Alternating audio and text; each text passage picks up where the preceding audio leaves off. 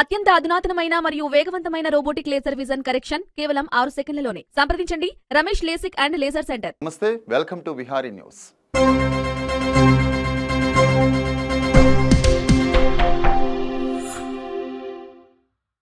Janasena TDP పొత్తులో భాగంగా సీట్ల పంపకంలో గందరగోళం నెలకొంది. ఇటు చంద్రబాబు అటు పవన్ తమ పార్టీ అభ్యర్థులను ప్రకటించుకుంటున్నారు. ఇప్పటికే పొత్తు ధర్మం పాటించకుండా రాజానగరం రాజోలు స్థానాల్లో అభ్యర్థులను ప్రకటించిన చంద్రబాబు తీరుపై పవన్ ఆగ్రహంగా ఉన్నట్లు సమాచారం. ఈ నేపథ్యంలో విజయవాడ వెస్ట్ టికెట్ విషయంలో టీడీపీ జనసేన మధ్య గట్టి పోటీ నెలకొన్నట్లు తెలుస్తోంది. విజయవాడ టికెట్ తనకే కావాలని టీడీపీ సీనియర్ నేత బుద్ధా వెంకన్న గట్టి ప్రయత్నం చేస్తున్నారు.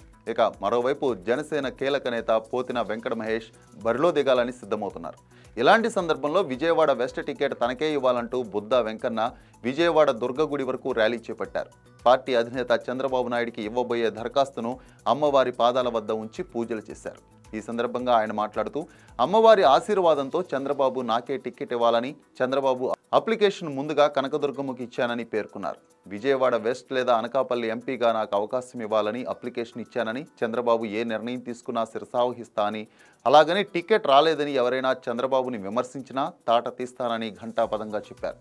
నాకు టికెట్ కేటాయించాలని చంద్రబాబు, పవన్ కళ్యాణ్ ఇద్దరినీ కోరుతున్నానని అన్నారాయన. అయితే బుద్ధా వెంకన్న అనుసరిస్తున్న తీరు జనసేన నేతల్లో అసంతృప్తిని రగిలిస్తుంది. దీంతో పలువురు రాష్ట్ర నాయకులు జనసేన నేత పవన్ కళ్యాణ్ని కలిసి టీడీపీ నాయకుల తీరుపై చర్చించే అవకాశం ఉన్నట్లు సమాచారం. విహారీ న్యూస్కి మీరు సబ్స్క్రైబ్ చేయాలి, మీరు చూడాలి. ఈ విహారీ న్యూస్ వాస్తవాలు చూపిస్తుంది, ఎవరికి లొంగదు. ఎక్కడ గ్రౌండ్లో ఏం రిపోర్ట్ చేస్తారు అదే వచ్చి మీకు చూపిస్తారు. సో ఈ ఛానల్ గట్టిగా ఉన్నది అండ్ చాలా విశ్వాసంతో ఉన్నది అండ్ ఆనెస్ట్గా రిపోర్ట్ చేస్తుంది. దానికోసం మీరు అందరు విహారీ న్యూస్ సబ్స్క్రైబ్ చేసుకోవాలి, చూడాలి, దీనికి గట్టిగా చేయాలి.